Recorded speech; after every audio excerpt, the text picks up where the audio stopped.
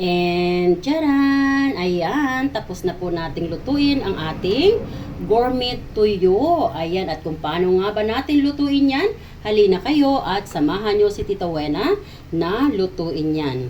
Let's cook gourmet tuyo. Delicious!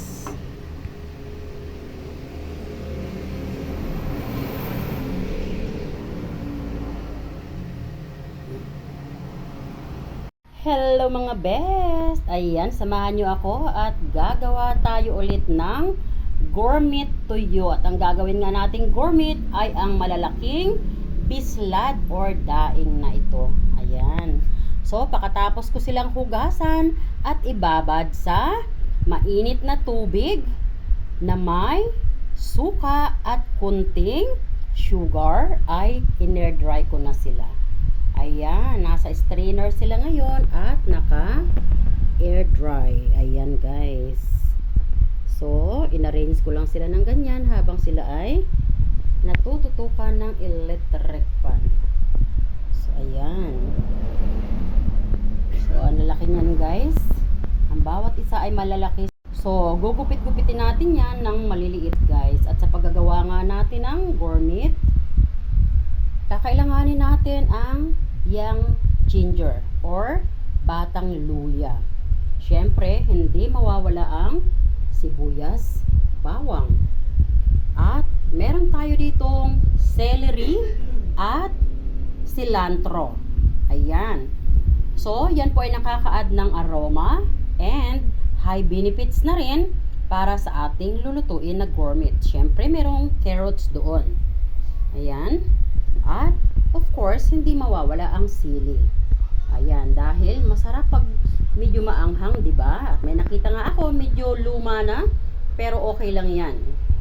Yan ay pag tinry, hindi na mahalata na luma at masarap pa rin 'yan, guys. Ayan. At this time nga pala, no, yung sili na labuyo, sobrang mahal ha. Grabe. At saka yung luya. Ayan, talagang, alam nyo guys, naghanap ako ng bata na luya or young ginger. It will take time para makakuha ako. Tapos napakamahal ng kilo guys. Dito sa amin yung luya, 480 isang kilo. Ayan oh. Tingnan nyo. Ayan. So ayan guys.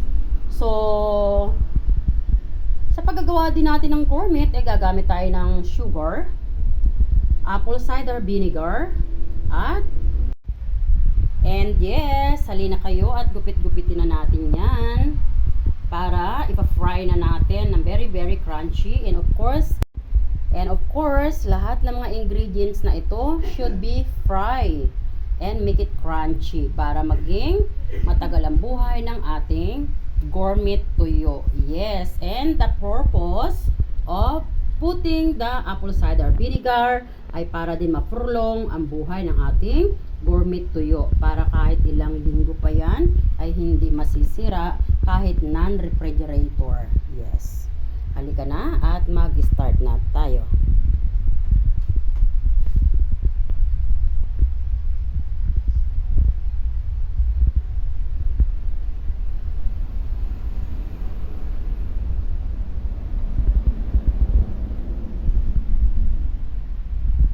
Tayo ng gourmet na masarap. Ayan, ang mga ingredients natin. Ayan, so gupit-gupitin na natin yan ng maliliit para bite size. So ayan guys, matapos kong gupit-gupitin yung ating mga daing ng ganitong size. Ayan. So, ganito po. So, lahat ay ganyang size, no? So, ipiprito na muna natin ito. Pakakrunchyhin na muna natin bago tayo gumawa nito. Yes. Para one after another ay maisusunod na natin na ma-fry. But meanwhile, halina kayo at i-fry na natin ito. So, dito sa ating kawali ay naglagay tayo ng kalahating litro na oil. At ilagay na nga natin sila dyan. Dahan-dahan lang at baka tumalsik.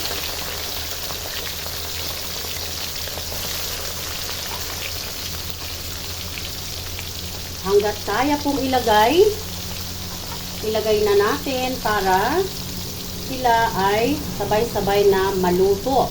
At the same time, tayo ay makakaminos ng oras at makakaminos din tayo sa oil. Ayan. Ayan, wag po nating dalasan ang paghahalo. Anyway, yan po ay naka-deep fry. Ayan. So, once again, balik na rin po ulit natin para yung mga nasa ilalim ay mapunta sa ibabaw at yung mga nasa ibabaw ay mapunta sa ilalim. Para yung texture ng frying ay balance. Ayan. So, ang ganda ng tuyo natin. Ayan, tingnan mo, buo-buo siya, no?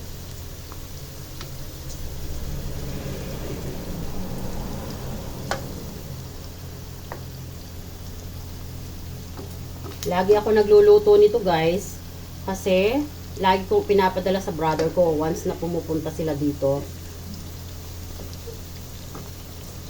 Ito kasi, guys, napaka-convenient, no? Kung marami kayong tanim na gulay, so, steam nyo lang or ilaga, pwede nyo na itong i-partner. At pwede na nga rin walang partner na gulay. Magsaing lang kayo at kahit kaning lamig nga ay napakasarap nito na ulam. Ayan. So, akala ko habang ako ay nagpiprito, gagawin ko na yung aking mga ingredients. Hindi pala pwede. Huwag ko na lang iwan. Hintayin ko na lang siyang matapos, maluto, bago ko gawin yung ingredients. Kasi baka masunog, hindi natin ma-achieve yung lasa na gusto natin sa ating gourmet. Ayan.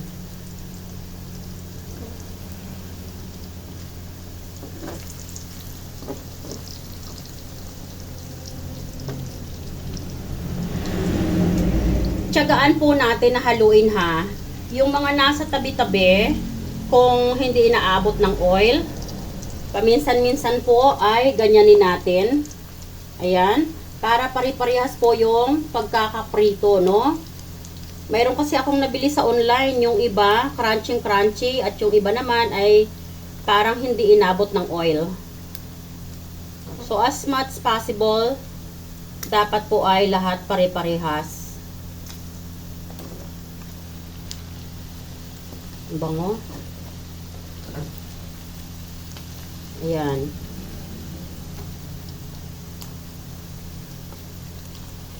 So, within few minutes, pwede na po ito. So, ayan na yung texture niya, oh.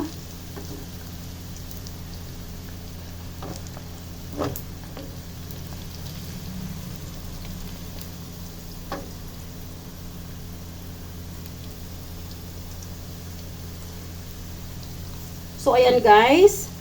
So, yung duration po ng ating pagpa-fry ay inabot po tayo ng almost 5 minutes. So, ganun lang po kadali. Basta, ilalagay nyo po yung ating ginupit-gupit na tuyo ay dapat mainit na yung oil. So, yung pong pamamaraan na yon ay maiiwasan na madurog ang ating tuyo. Actually, ito po ay malalaking daing, pero pwede rin naman po yung dilis. Ayan, patayin na po natin. At tatanggalin po muna natin ito dito para mag-stop na po ang cooking process. So, ayan mga best. Nahiwa-hiwa na po natin yung ating mga ingredients ng ating gourmet tuyo. Ayan. At ang ating tuyo naman ay, ayan na-separate na natin yan. But, again, tayo ay magpa-fry ng mga ingredients. So, ang ating gourmet tuyo ay ginger gourmet tuyo. Why ginger gourmet tuyo? Kasi, mas marami po yung ginger niya. Kasi nga po, napapanahon na yung weather natin ay usong-uso ang ubo at ito po ay malakas na pasubsides ng inflammation na nagre-retain sa ating body para makaiwas sa mga pagkakasakit. Kaya, medyo generous po yung ating means na ginger. Yang ginger po ang ginamit natin. Siyempre, yung ating bawang. Ayan. At onions. Ayan. At yun nga po pala mga gulay natin ay ganito lang yung pagkahiwa natin. Yung carrots, ayan. At yung cilantro at celery. Ayan. At syempre, huwag kakalimutan ang sili. Ayan. At yun din pong sugar natin, apple cider vinegar, at durog na paminta. Siyempre, ang pampasarap natin ang ginisa mix. Ayan, halina kayo at maggisa na tayo. Lutuin na natin ang ating ginger gourmet tuyo. Let's go! Sa pinagprituhan natin ng tuyo, ay ilagay na natin una ang ating ginger. Unahin natin palutungin yung ginger kasi mas marami po yung quantity ng ating ginger.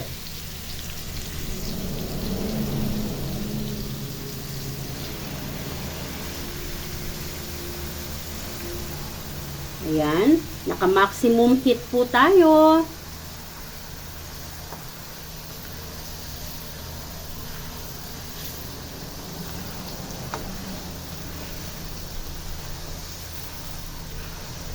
Bago po natin ilagay yung ating garlic, dapat po ay semi-crunchy na po ang ating ginger.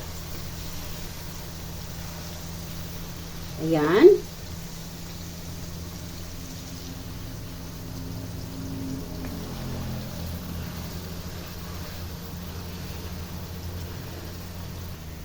Ayan, pag ganito na po ang texture ng ating ginger, ay pwede na nga nating isunod ang ating garlic. Ayan. At pwede na rin nating isunod ang ating onions.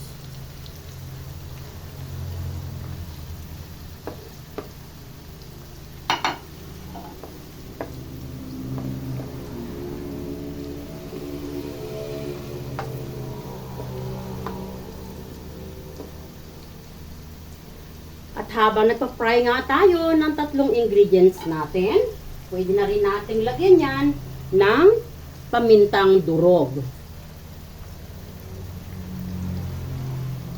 Para yung ating pamintang durog ay kumapit ang lasa dun sa ating mga pina-fry na ingredients.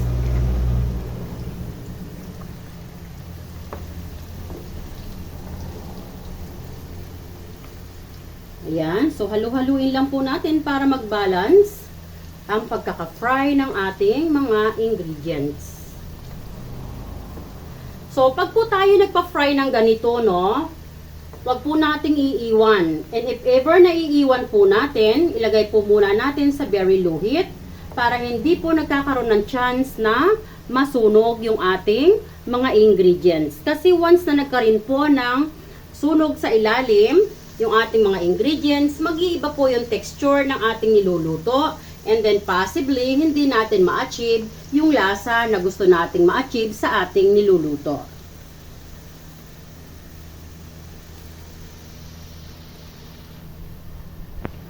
Mga guys, pag ganito na po yung texture ng ating mga nilagay na ingredients, ay pwede na nga po nating ilagay yung ating mga gulay. At una nga pong ilalagay ko dito ay ang ating carrots. Dahil kailangan po na ma-fry din ito. Ayan.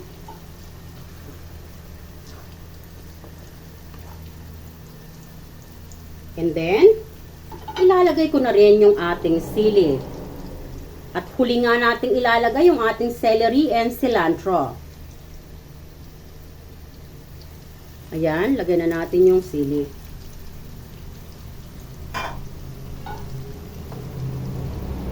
Sa pagkakataong ito, ang paghalo po ay paganyan na lang. Para yung sili natin ay hindi ma-destroy. Para hindi sumabog yung anghang. Not unless na gusto nyo talaga na maanghang. Pero pag may mga bata po nakakain, let's be careful na sumabog yung ating sili. Pero pag gusto nyo talaga na maanghang, i-slice nyo na lang yung sili. Actually, ako gusto ko rin talaga ng maanghang, no? Mas nag-i-enjoy ako sa pagkain na maanghang. But since kasi may mga bata, so hindi ko siya pwedeng hiwain. So, ganyan na lang yan. So, ayan mga guys, pag ganito na po yung texture ng ating pina-fry at yung ating sili ay halos naluluto na, ingat po tayo ha, kasi pumuputok po yung sili. Baka mamaya matalsikan yung mata nyo, napakaanghang po, no? Plus yung init pa. Ayan, ayun yung sinasabi ko. Pero hindi po natin pwedeng takpan ha, kasi magmo-moist. Once na tinakpan po natin yan, yung moist ay pupunta dun sa ating niluluto. Chances are, hindi po natin mapapakrunchy yung ating mga ingredients.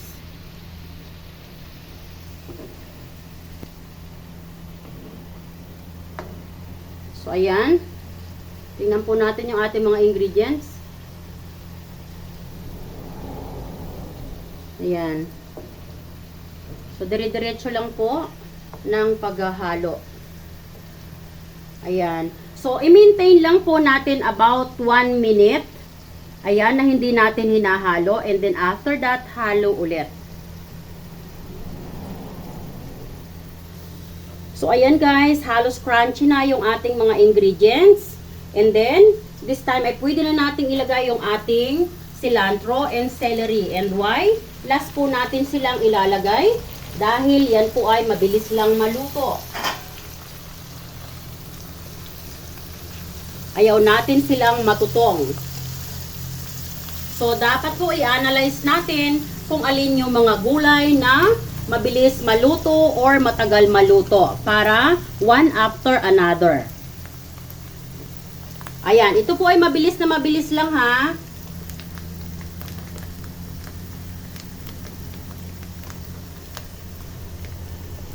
Ayan. So, sa pagkakataon pong ito, ay pwede na po nating ilagay yung ating sugar. Ayan, ilagay na po natin yung ating sugar.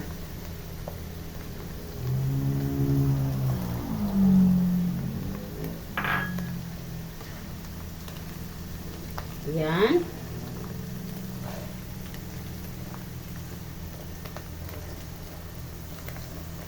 And then, tayo po ay maglalagay na ng ginisa mix.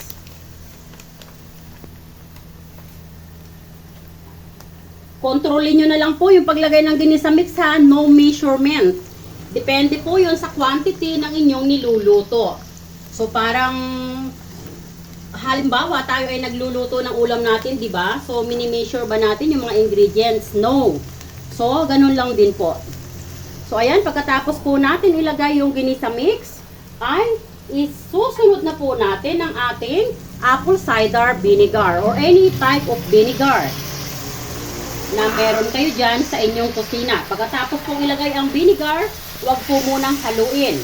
Hayaan lang po muna siya na maluto alone. Magbilang po kayo ng 3 minutes na kumukulo-kulo ng ganyan yung vinegar.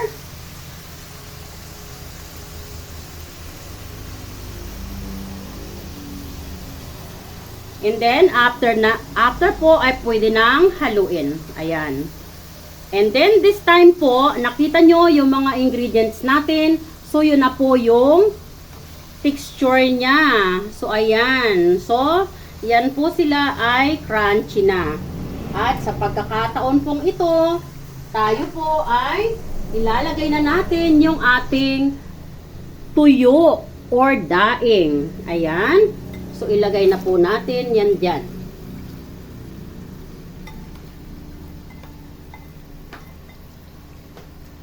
Tandaan po natin, pag tayo ay inilagay na natin yung tuyo, tayo po ay nasa very luhit na lang. Dahil yung ating tuyo po ay crunchy na yan. Pag hindi natin nilagay sa very luhit, yung ating tuyo po ay papait na. Mas masusunog na siya. So, ayan. Sa pagkakataon pong ito, tayo po ay papatayin na natin yung apoy. So, ayan. Nakita nyo yung ating gourmet. Ayan. Sarap. Look at that. Ang homemade na gourmet ni Tita Wena. Delicious. Wow. So yan, ang homemade gourmet ni Tita Wena. Sobrang sarap guys. At talaga namang sobrang bango. So ayan guys, patayin na po natin ang apoy.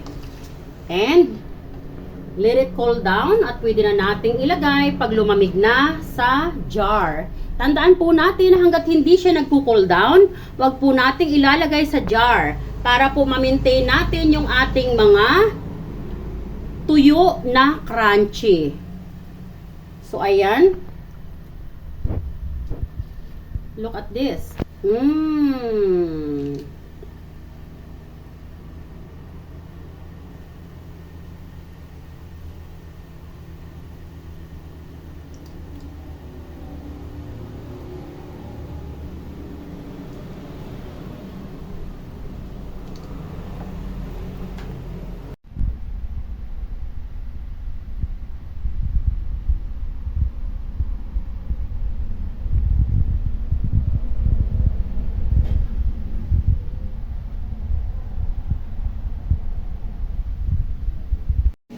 So, ayan ang ating gourmet na masarap. Look at that.